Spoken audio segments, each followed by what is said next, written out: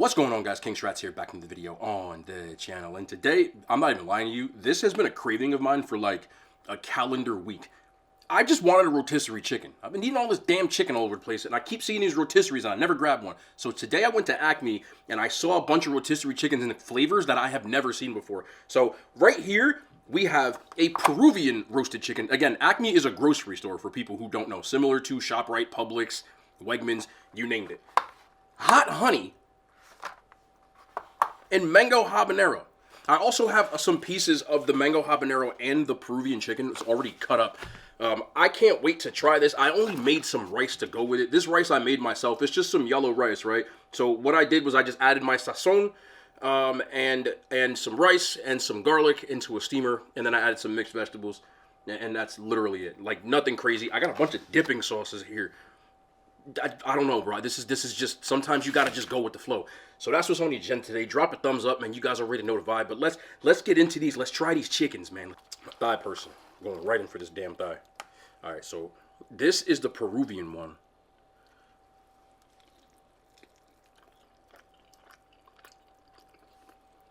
Bro, I'm gonna kill this chicken.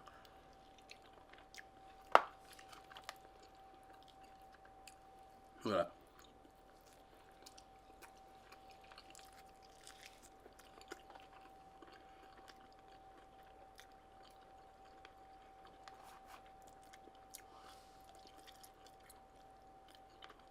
It tastes like okay quality pollo a la brasa seasoning, which is like roasted Peruvian chicken. This is desert pepper queso. It's one of my favorite ones. You can see I used it all already. It's like a lower calorie queso, but I use it like when I'm just meal prepping and stuff, just to add cheese without adding a ton of calories. Oh my gosh. I'm gonna write down one. Write down one. This is Harold's mild chicken sauce.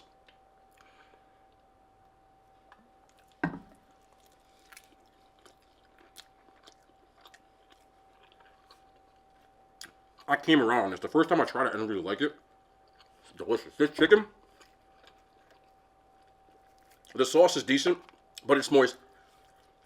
It's not like really, really good Peruvian chicken. But again, this whole chicken costs $7. I'm not mad at this at all. Like, there's no reason to rate it, bro. It's a rotisserie chicken, but it's one of the better ones I've had. This one is the hot honey. That would have been bad.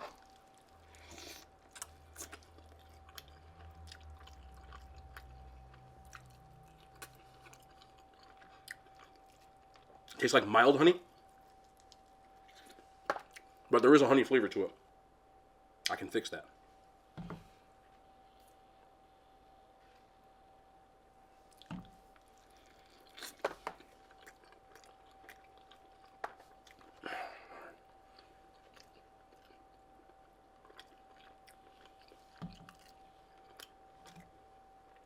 No.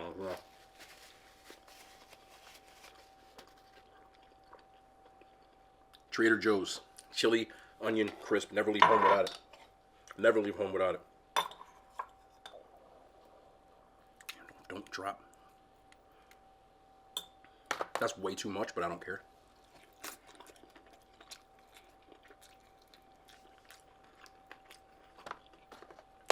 Oh. A little bit of this rice.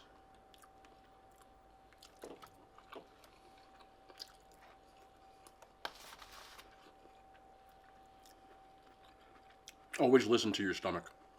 Always. This one's good. It just needs more spice to it, but it's sweet. So it just tastes like honey rotisserie chicken. And we got the mango habanero too. See if I can just... If you can rip this right off, then you know it's going to hit. So this is the mango habanero.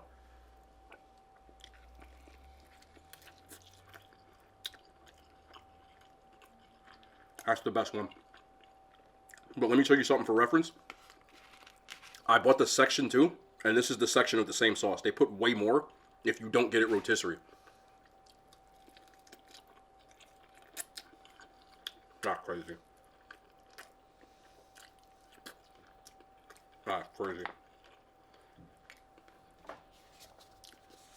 You know how I get down. That mambo sauce.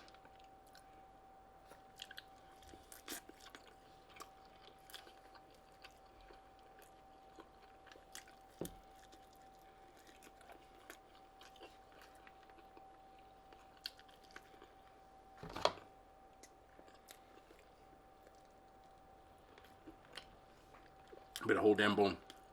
I cleaned all that up because it's way too congested on this table. Like 7 chickens. I do have some of this chicken right here though, and then just a little bit more of that rice. But I'm still gonna do a dippy dip. But I gotta get into this diet Stewart's root beer. I used to smash Stewart's root beer as a kid. I just thought it was like because it was in a, I don't know why, but soda tastes better in a glass bottle. Like I don't know what it is, but I don't drink regular soda no more. So we switched to diet.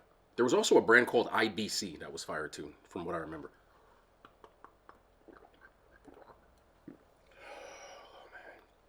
Ooh, man.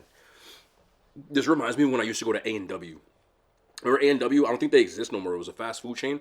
But there was none in Jersey. But when I was in the Midwest, there used to be like A&W / Taco Bells and stuff, right? I used to go in there and put my thing down. This stuff crazy to me now. I don't know why. I gotta go to Chicago and get me some miles from Harrods. This one's more vinegary, whereas this one's more sweet, but they're both good, man. I don't know which one's better. Somebody will ask. But we used to go there all the time, and they used to have like the frosty mugs in the restaurant, or you could get like the A&W. I used to destroy. I used to drink like 30 root beers, bro, on everything. But I want to talk to y'all real quick. Mouthful. Don't you always talk with your mouth full? Shut up. About yesterday's video, there was a lot of people in the comments and stuff, and again, I love these kind of discussions because y'all might make points that I don't think of, and sometimes I feel as if I don't make myself clear on certain stuff, but I just like dialogue. So, yesterday, if you didn't watch the video, I was just going in about how there was a post somebody made that said, like, nobody cares you're a boss for a woman, right? And a lot of people took that, not in this comment, but in that comment section, the wrong way. And I still think that some people are missing what I'm saying, or maybe I just, like, mis-explained myself. But there was a couple of y'all that were like, I prefer a woman that, you know, has a job. But that's not what I said. And again, if you listen to what I said yesterday again, no one said that you, one, were wrong for preferring that, or two, that a guy wants to date a woman with no money. But what I did say was, for most men, how much money you make, how educated that you are, doesn't really have a bearing. Usually, it's more of a baseline, if anything, and most men, it's not even important at all. Now, there was someone in the comments yesterday that said that, like, their wife has a master's degree, and look, that's dope. Most of the women I've dated have college degrees. But if they didn't, it wouldn't have mattered to me. That's not important, because it doesn't really do anything for the relationship, in my opinion. And for most men, again, I'm going to double down and try to make myself clear. How much money a woman makes doesn't have any bearing on the relationship, because for most relationships, how much money a woman makes wouldn't really change the standard of living, because she's not, again, this is most.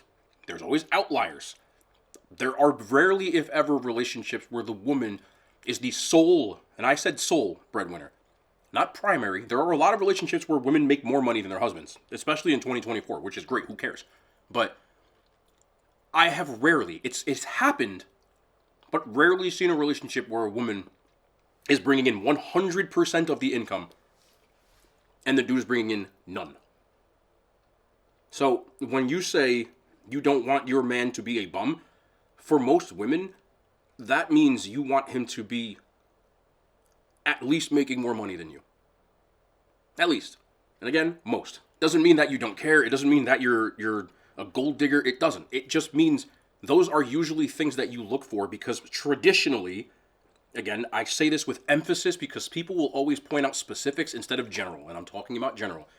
Traditionally, women hold more value in men who make a good living for themselves, or have a higher status or etc. And again, that doesn't mean that it's the except like there are always exceptions to that rule.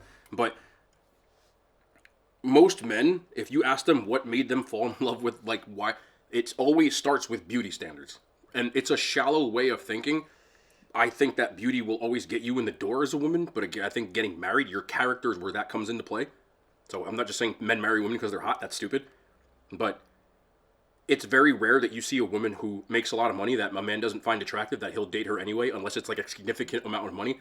But in those cases, you don't really see that woman going for men who don't make any money. I know that didn't make sense to a lot of people. I just don't think I've ever met a woman who said, okay, I'm rich, now I can start a family. I've never seen it. Men, on the other hand, do. Does that make sense? The phrases usually go, now I'm speaking if I was a woman, your money is our money, and my money is my money. I've never seen a guy who keeps money to himself when he's in a relationship if he's not putting in enough. But I've seen it in the sense of women. And as I said before, if a guy was to stay home and not do anything for himself, i.e., he has no job, he doesn't take care of the house, you don't see trophy husbands unless there's a significant age gap. Like, I've seen it where, like, Madonna has, like, a 20-year-old boyfriend. But you don't see it for a reason. You get what I'm saying? That's, like, it's rare that you see, like, a woman who's rich that just has, like, a boy toy. Unless she's significantly older and she doesn't really care at that point. But a lot of guys, when they get money and status and they acquire those things, the type of women that they can have access to has now increased. You'll have more women when you make more money as a guy.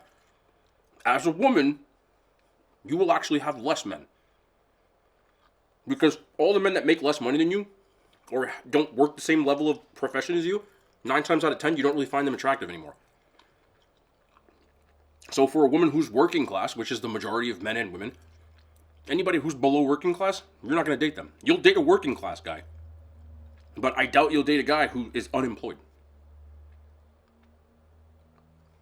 I hope that makes sense. I know some people look at things, and when I talk about general stuff, you'll go, well, I don't do that. I'm not talking about you. You are an exception.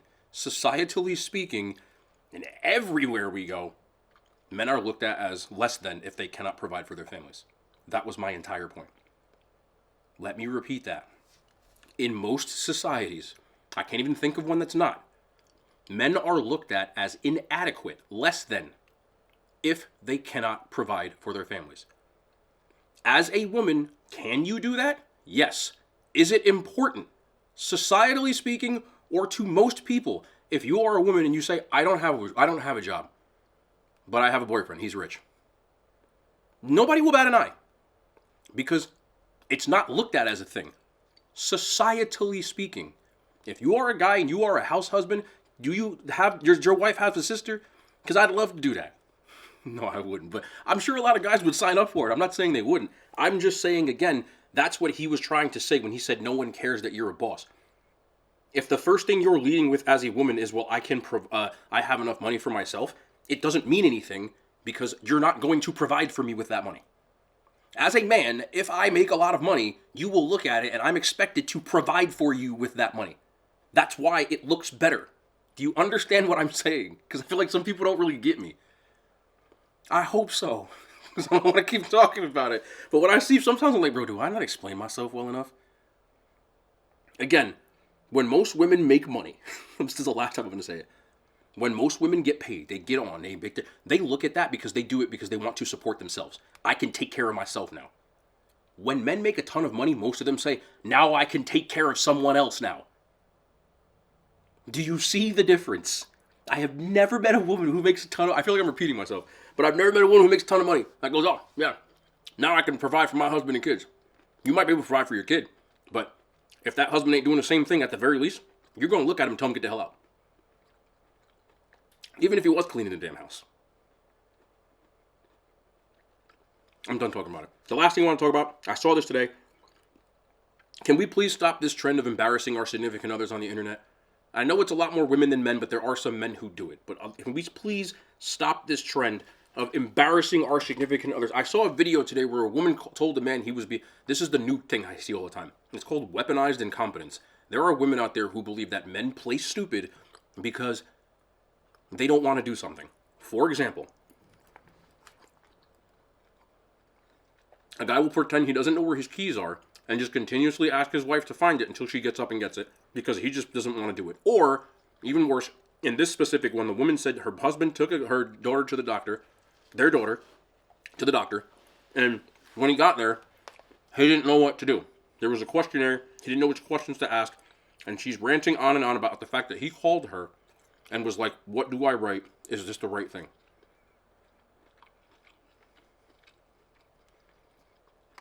And all I saw was comment after comment of women going, why are our husbands so stupid like this?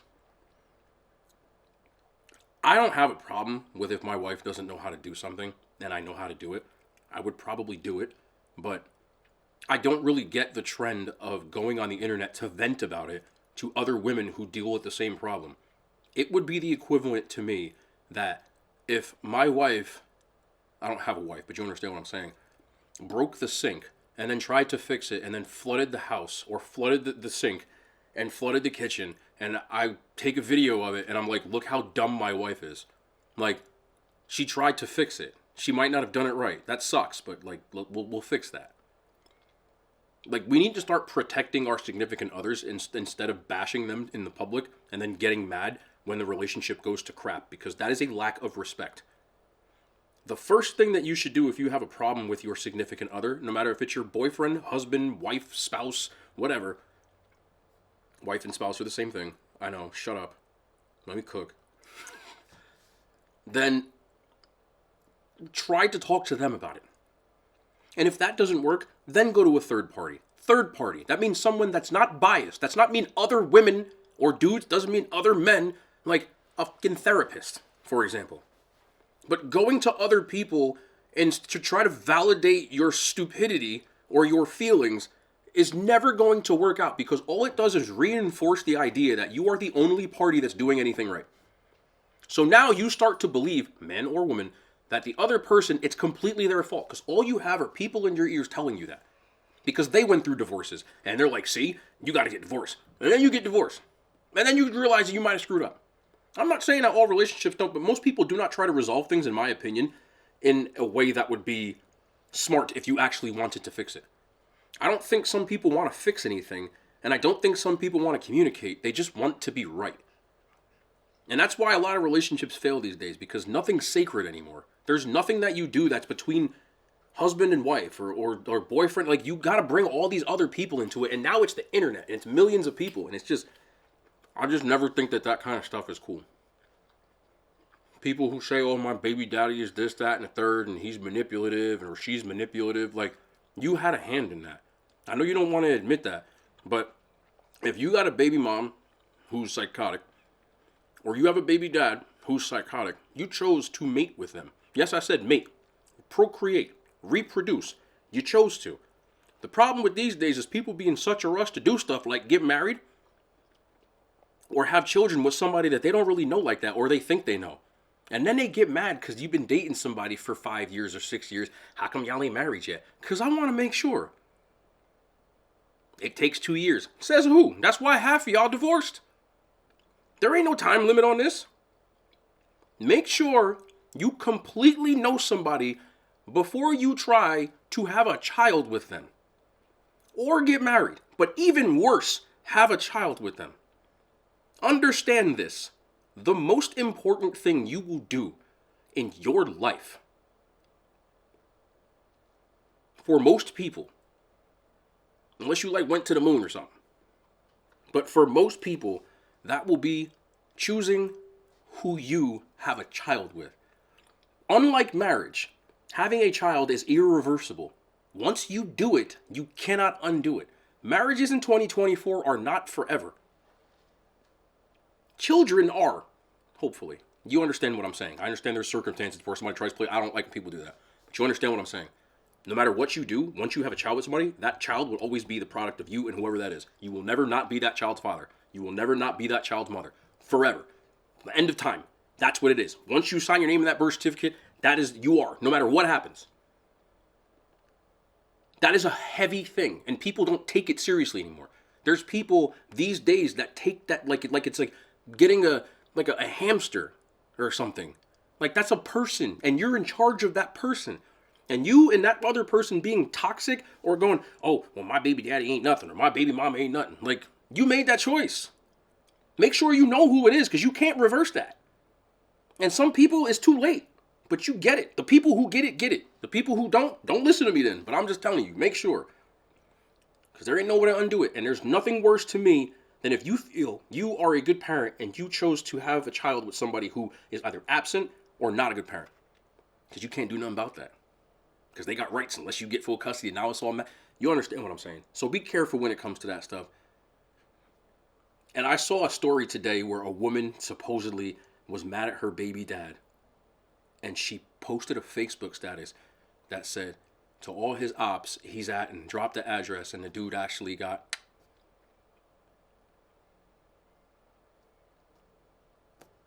That's crazy. But the food was delicious, bro, but I'm not going to lie to you. I ate like 4 chicken leg quarters, so I got full. So I wasn't going to sit here and just eat for no reason. But I did have a nice little conversation with y'all, so y'all understand the vibes. I love y'all, man. We'll be back. More content tomorrow. The hand signs, they made it to YouTube.